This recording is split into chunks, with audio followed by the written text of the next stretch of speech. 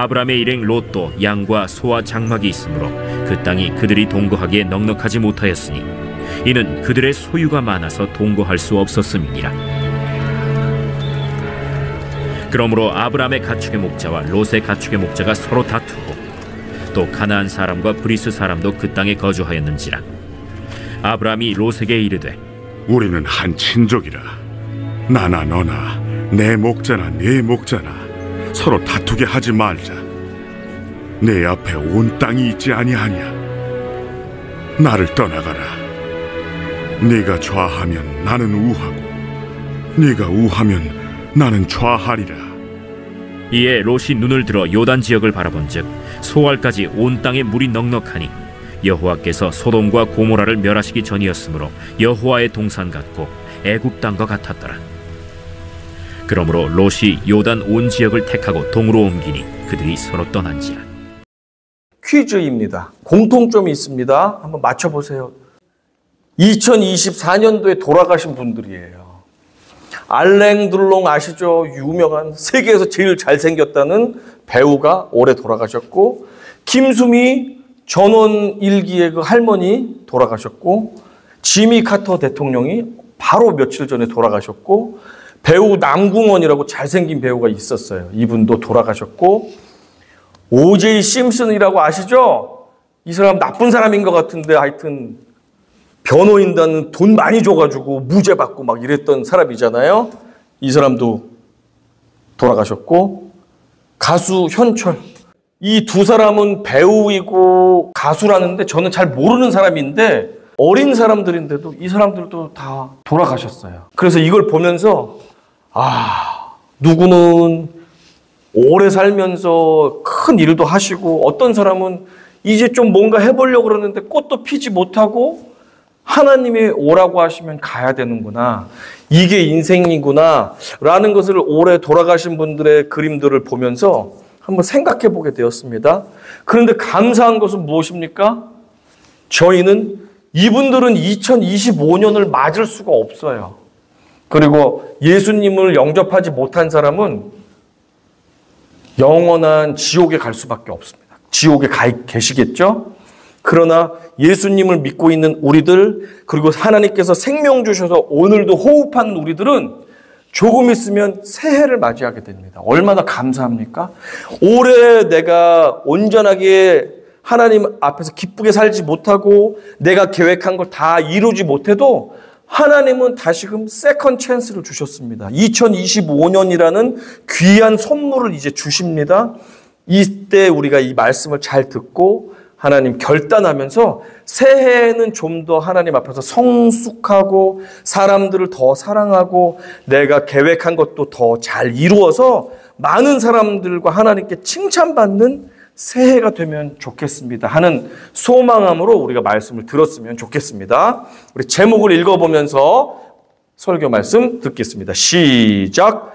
우리의 삶에서 뺄셈을 하시는 하나님의 뜻. 새해에는 집안 가득 쌓여있는 안 쓰는 물건들 좀 정리해야겠다라고 제가 얼마 전에 비좁아진 다락방을 보면서 정리를 좀 해야겠다라는 생각을 했습니다. 여러분들도 쌓여있는 물건 보면서 그런 생각 하신 적 있으십니까? 근데 정리를 하려고 했는데 바로 다락방에서 굴러 떨어져가지고 다리가 부러져서 정리를 더 이상 할 수 없게 되었습니다. 다쳐서 이제 누워있고 아파서 다리 올리고 이렇게 일주일씩 막 누워 있었잖아요. 그동안에 정리 어떻게 하면 잘하나 하면서 유튜브 같은 걸 찾아봤더니 마리에 콘도라는 아주 유명한 사람이 계속 나오는 걸 보게 됐습니다.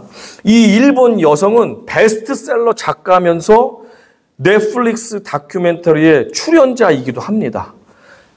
그녀가 이제 정리 이런 분야의 세계적인 권위자라는 걸 알게 되었습니다. 그녀가 말하는 정리의 제일 원칙이 이렇더라고요. Keep only those things that speak to your heart. Then take the plunge and discard all the rest. By doing this, you can reset your life and embark on a new lifestyle.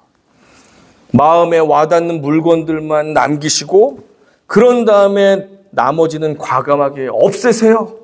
이렇게 함으로써 삶을 재정비하고 새로운 생활 방식을 시작할 수 있습니다.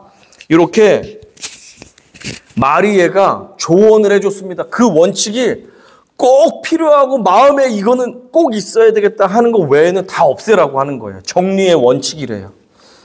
이 조언을 제가 듣고 나니까 제 옷장에 안 입는 옷이 더 많더라고요. 책장을 보니까 10년 동안 아마 안 볼 것 같은 책도 막 있고 나중에 정리해야지 그러면서 어떤 통에다가 서류를 다 넣어놨는데 여태까지 정리를 못한 서류통도 있고 그런 것을 보면서 이 마리의 조언같이 내가 다리가 나면 진짜 안 쓰는 것들, 꼭 필요하지 않은 것들은 빨리 정리를 해가지고 내 삶을 좀 타이트하게 간편하게 만들어서 일에도 집중할 수 있고 또 쓸데없는 거 또 사고 하지 않고 그러면서 내가 가볍게 삶을 다시 시작해야 되겠다 이런 생각을 하게 됐습니다. 그러면서 또 드는 생각이 이 마리에가 우리 집에 한번 어떻게 와가지고 우리 집 좀 정리해주면 좋겠다 이런 생각도 해보았습니다. 그런데 우리들의 인생에서 짐 정리하는 것들도 필요하잖아요. 그런데 우리 인생살이에서 우리의 인생을 정리하는 것, 인생 자체를 정리하는 것은 더 중요한 문제라고 생각합니다. 감사하게도 주님의 자녀들이 자신의 인생을 쓸데없이 살아가고 있다면 하나님 아버지께서 자녀들의 삶을 바꾸어 주기 위해서 우리 삶을 개입하신다는 사실입니다. 알고 봤더니 이 마리에보다 더 정리의 신이 있었는데 그게 바로 하나님이라는 사실을 생각해 보게 되었습니다. 그래서 하나님의 자녀들의 인생을 제대로 정리를 하지 못하면서 살아가면 하나님께서 우리 삶에 진짜 개입하셔서 우리의 삶에서 쓸데없는 것을 가져가 주시는 것을 저는 살아가면서 여러 번 경험하게 되었습니다. 특별히 생각나는 게 제가 대학생 때 교제하던 자매가 있었습니다. 자매하고 교제를 하는데 점점 갈등이 생기고 그래서 헤어지기 직전까지 이르게 되었습니다. 그때 저는 헤어지기가 싫어서 마침 4일 동안 금식 기도를 하는 그런 모임이 있어서 제가 그 모임에 참석해서 물만 먹으면서 하나님 이 자매랑 다시 회복되게 도와주세요 하면서 막 자매 기도만 3박 4일을 했습니다. 그리고 나서 응답이 어떻게 왔습니까? 응답이 거절로 왔습니다. 그래서 자매가 헤어지자는 통보를 결국엔 했고 우리는 남남이 되게 되었습니다. 헤어지고 나니까 사람에게 누군가 사랑하는 사람에게 버림받았다는 생각이 드니까 마음이 너무너무 쓸쓸하고 괴롭고 그리고 하나님께 내가 간절히 기도했는데 기도에 응답을 안 해주시고 내 기도를 거절하셨잖아요. 하나님이. 그러니까 하나님에 대해서도 마음이 삐져가지고 내 예배도 드리기 싫어 하면서 사람과 하나님에게 동시에 제가 삐져가지고 그냥 새치매고 삐지고 말도 하기 싫고 이렇게 낙심한 시간을 보내게 되었습니다. 그러다가 드는 생각이 하나님 이유라도 알려주십시오. 왜 거절하셨습니까? 라고 하면서 이유를 알기 위해서 다시 성경책을 펴서 성경을 읽기 시작했습니다. 하나님이 성경 말씀 가운데 왜 내 기도에 간절한 기도에 거절하셨을까? 성경 말씀을 읽기 시작했습니다. 그리고 큐티를 하기 시작했습니다. 말씀 묵상을 하기 시작했습니다. 계속해서 기도를 쉬지 않고 했습니다.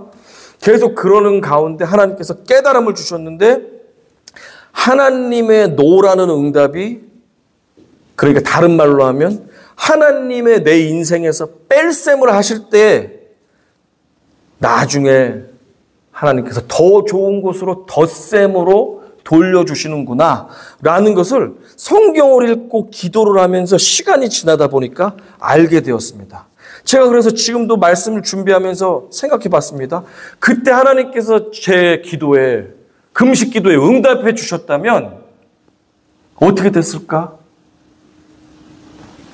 그러면 지금 우리 사랑하는 내 아이들, 그리고 지금 사랑도 하지만 때로는 싸우기도 하는 우리 집사람, 우리 행복하고 하나님께서 기름 부은 우리 가정은 존재할 수가 없고, 그 자매하고 계속 교제를 했다면 결국에는 언젠가 또 머지않아서 헤어지고 다투고 헤어질 수밖에 없었을 텐데, 하나님이 우리 가정을 주시기 위해서, 또 제가 목회자로 준비되기 위해서 철없을 때 그 자매를 만나게 했지만 헤어지게 하해 주셨구나. 내가 정리를 못하니까 하나님께서 정리를 해 주셨구나. 내 인생에 개입하셔서 뺄셈을 해 주셨구나.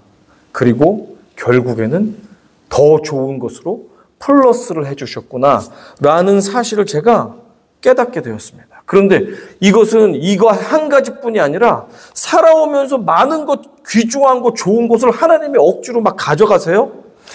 왜 가져가세요? 원망도 하고 불평도 하고 기도도 막 안 하고 삐지고 막 이랬는데, 나중에 돌아보면 하나님이 안 가져가셨으면 어떻게 됐을까라는 감사가 나올 때가 많았습니다.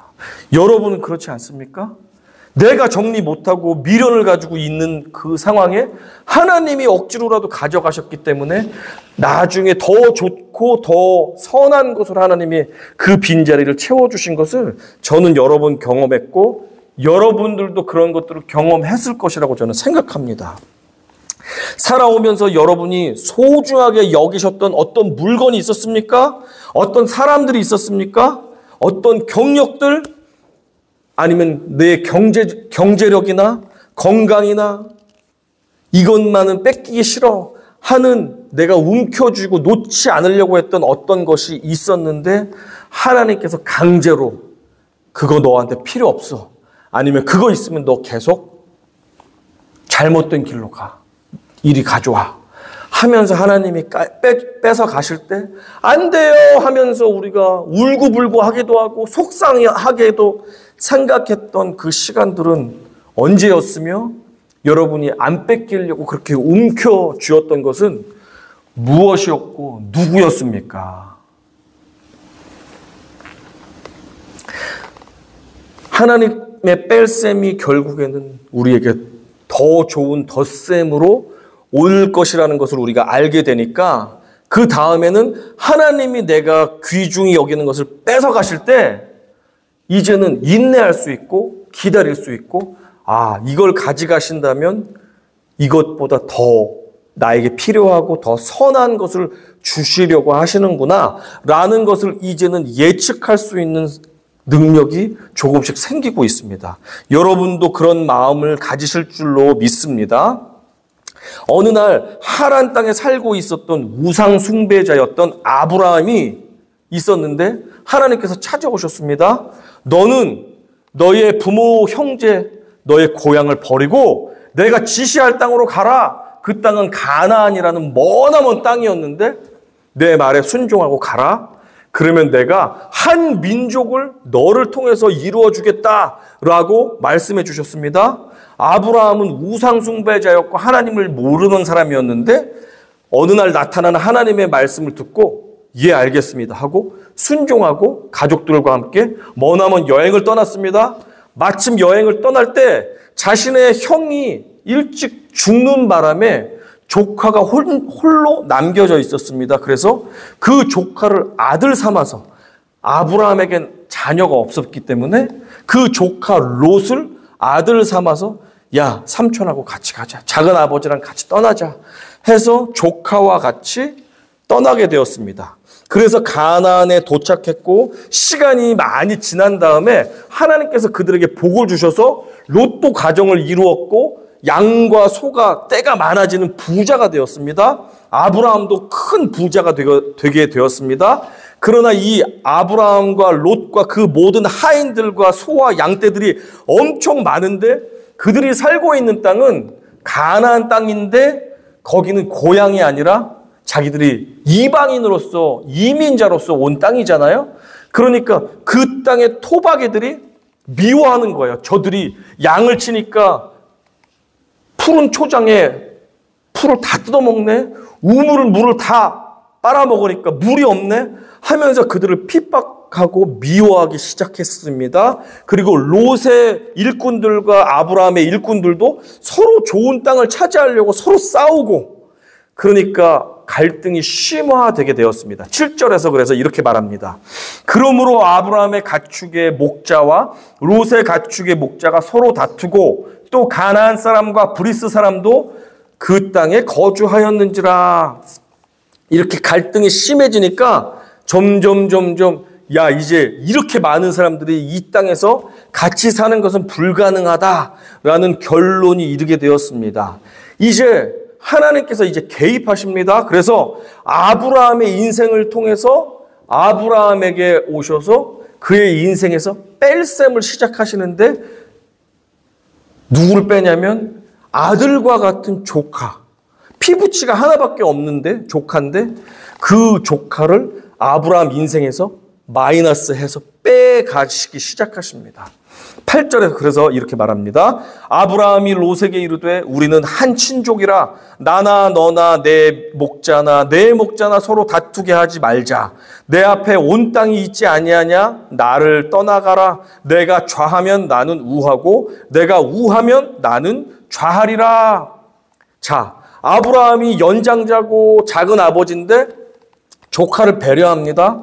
그래서 자기가 먼저 좋은 땅을 차지하고 조카는, 야, 작은 아버지가 아버지가 너 돌봐줬으니까 내가 이거 가질게. 너는 그 다음에 좋은 거 좀 잘 찾아봐. 넌 젊잖아. 열심히 뛰어서 이제 자수성가 해야지 할 수도 있는데, 아브라함이 조카에게 먼저 기회를 줍니다. 네가 원하는 건 뭐든지 네가 정해라. 네가 이쪽을 정하면 나는 그 나머지 덜 좋은 거라도 상관없으니까 네가 좋은 거 먼저 정해 라고 이렇게 양보와 희생을 해 주었습니다. 그런데 이제 롯이 그러면 어떻게 해야 됩니까? 우리 동방 예의지국에서 온 롯이라면 어떻게 해야 돼요?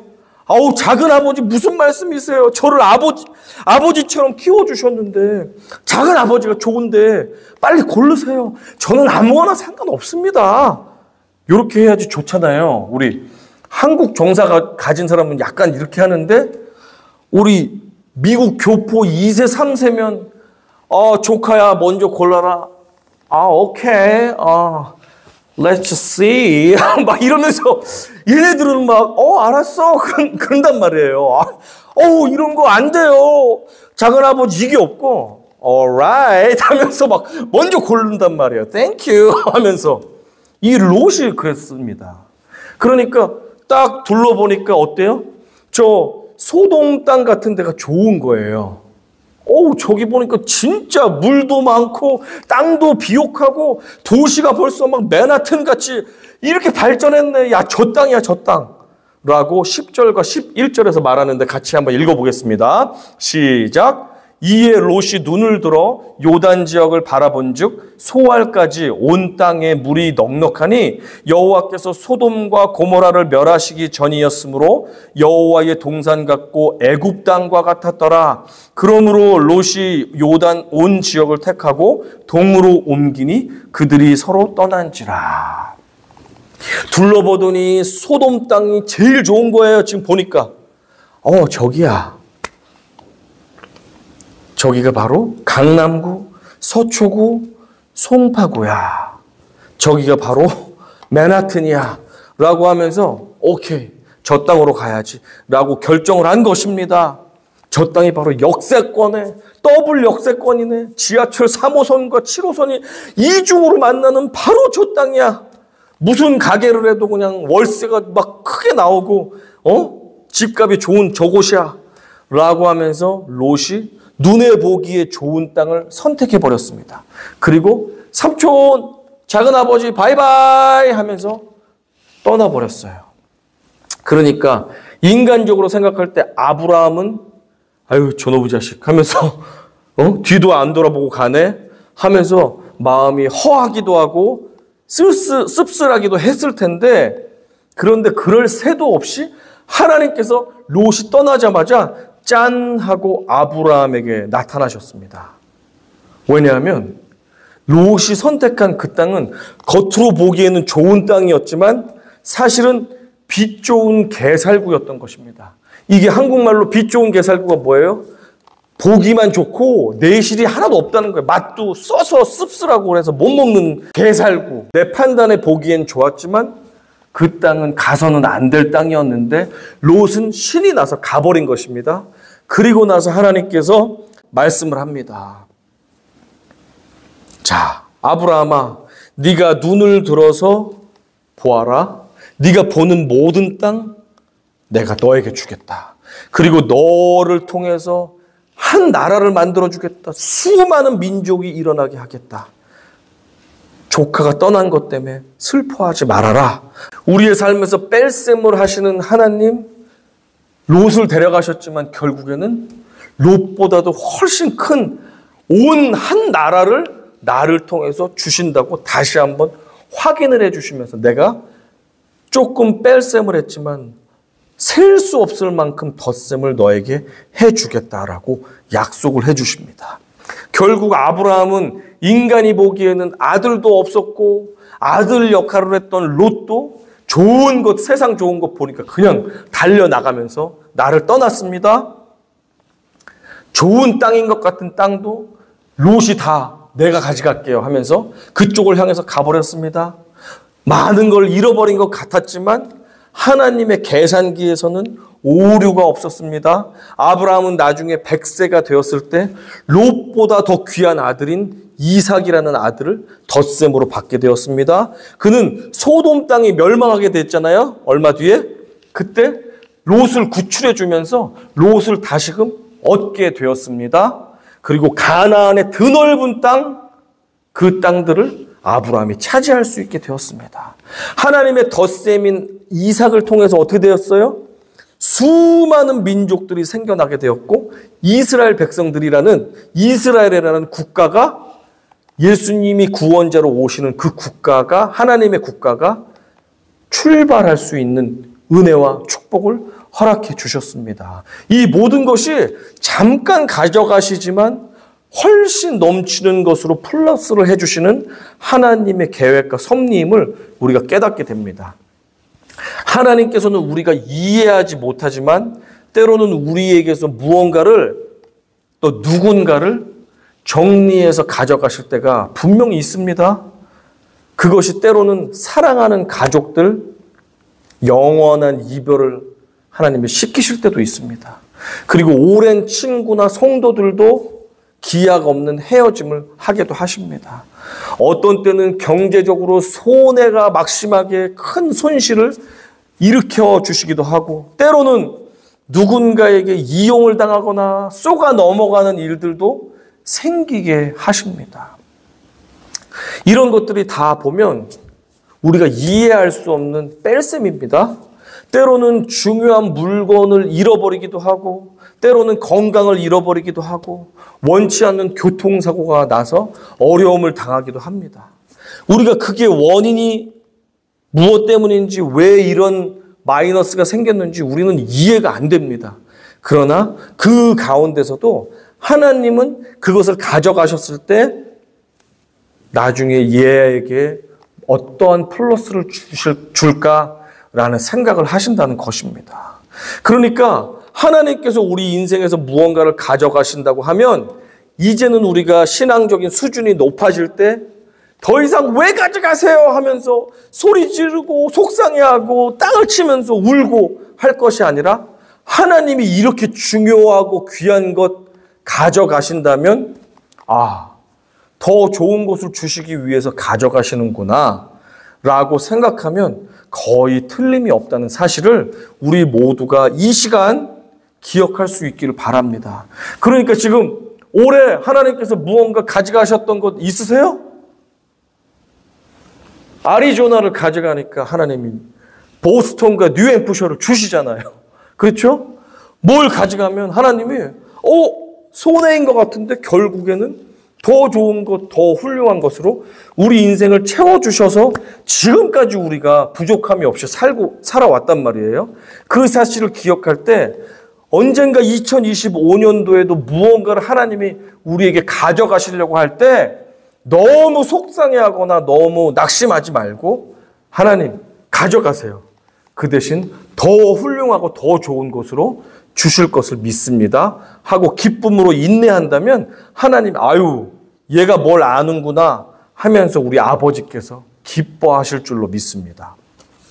자, 그래서 성경 말씀 우리 유명한 말씀 이렇게 말씀하시지 않습니까?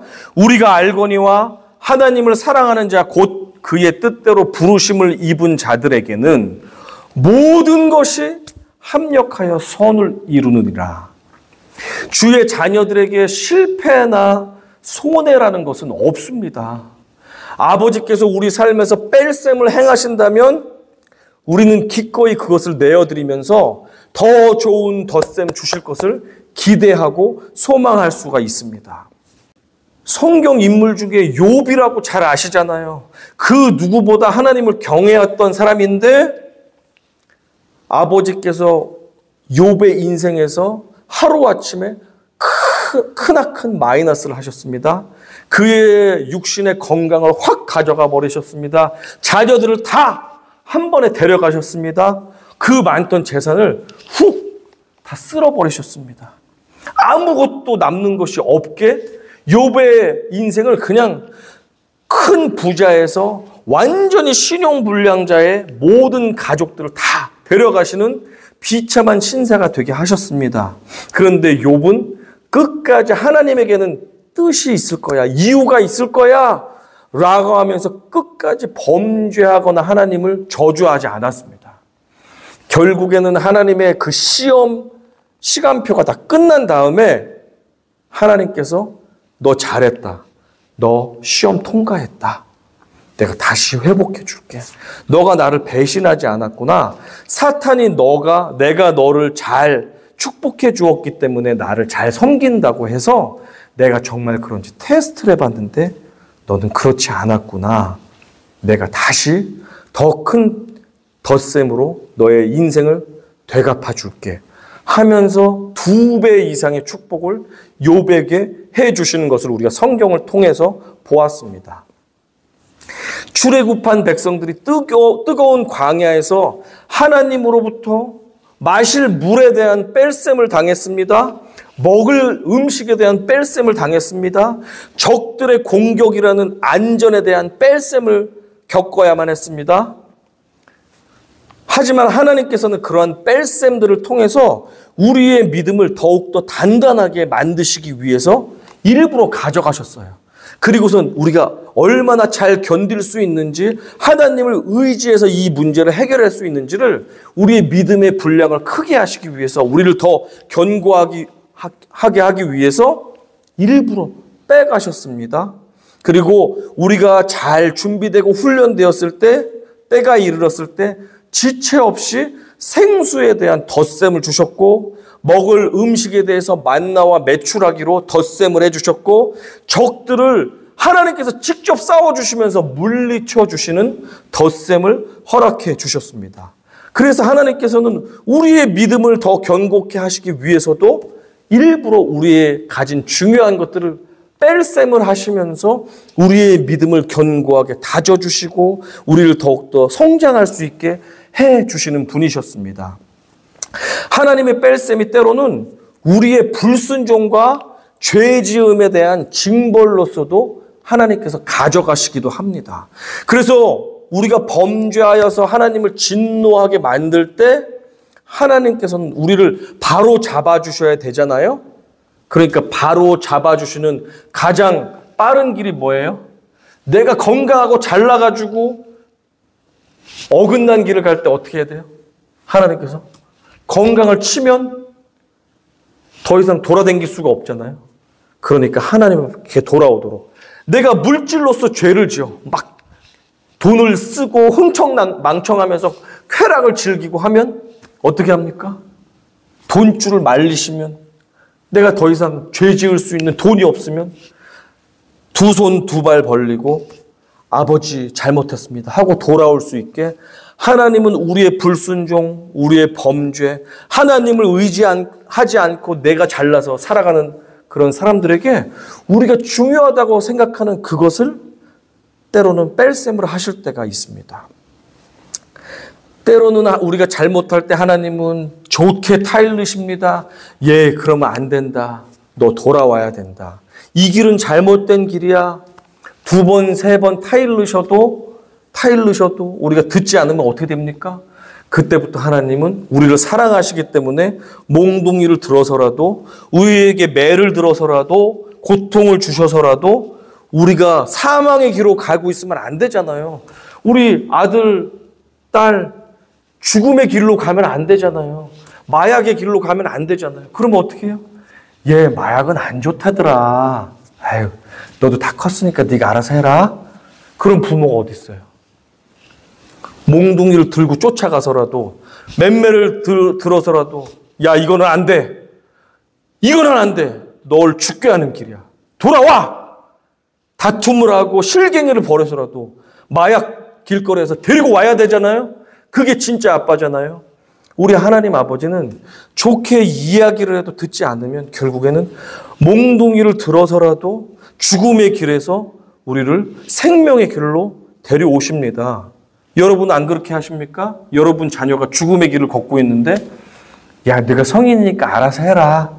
그치만 아빠는 이 길로 왔으면 좋겠는데 라고 하는 사람이 어디 있어요? 언제 어떻게 될지 모르는 죽음의 길을 가고 있는 자녀라면, 진짜 그 자녀를 사랑한다면 내가 직장을 그만두더라도 걔를 쫓아다니면서 생명의 길로 오게 하지 않겠습니까? 우리 아버지가 마찬가지십니다. 걔가 가장 중요하게 생각하는 것을 뺏어서라도, 뺄셈을 해서라도 이 아이를 살릴 수만 있다면 그거를 가져가시는 분이 우리 아버지십니다. 그래서 우리 하나님 아버지는 의붓 아버지가 아니세요. 그냥 불친절한 고아원 원장님이 아니세요. 나한테 별로 관심이 없는 우리 옆집 아저씨가 아니세요. 우리 하나님 아버지는 자신의 하나밖에 없는 독생자 예수 그리스도까지 희생해서 죽음에 이르게 하면서까지도 나를 낳으신 나의 친아버지가 바로 우리 하나님 아버지십니다. 그러니까 하나님 아버지는 나를 훈계를 하시고 매를 드셔서라도 나의 모든 것을 가져가시더라도 내가 살아날 수만 있다면 하나님은 그렇게 우리를 징계해서라도 우리에게 마이너스를 시키시는 하나님이시라는 사실입니다. 징계는 다 받는 것이거늘 너희에게 없으면 사생자요 친아들이 아니니라. 히브리서 11장에서 이렇게 말씀하십니다. 말씀을 이제 맺겠습니다. 우리의 삶에 때때로 찾아오게 되는 하나님의 뺄셈을 너무 두려워하거나 염려하지 마십시오. 너무 속상해하지 마십시오. 살아보니까 제가 막 20대, 30대 때는 너무 속상하고 잠도 못 자고 막 그랬어요. 내가 너무 귀중하게 생각하는 것, 그거를 하나님이 어떻게 가져가십니까 하면서 속상해서 잠을 못 자고 삐져서 기도도 안 하고 그런 적도 있었는데, 나이가 더 들고 시간이 지나다 보니까 어김없이 하나님은 그게 1년이 됐든 5년이 됐든 10년이 됐든 결국에는 우리를 변화시키고 성숙해 하셔서 더 좋은 플러스로, 더 좋은 덧셈으로 우리에게 변함없이 채워주셨던 하나님을 생각할 때, 이제 30분 뒤면 2025년인데 2025년도에도 하나님 아버지께서는 우리에게 불필요한 것, 또 우리가 하나님보다 더 사랑하는 것을 뺄셈하실 수도 있다는 사실을 기억하시고, 그러나 하나님이 가져가실 때 그것은 나를 위해서 가져가는 것이고 결국에는 우리의 생각을 뛰어넘어서 플러스로 돌려주신다는 사실을 기억하면서 우리가 2025년 하나님의 덧셈을 소망하며 담대하게 나아갈 수 있는 우리 모두가 되기를 다시 한번 축원하며 격려드립니다. 아멘. 속히 회복이 일어날 수 있도록 은총을 베풀어 주시옵소서. 아버지 하나님 너무나도 감사합니다. 예수님의 이름으로 감사드리며 기도드렸사옵나이다. 아멘.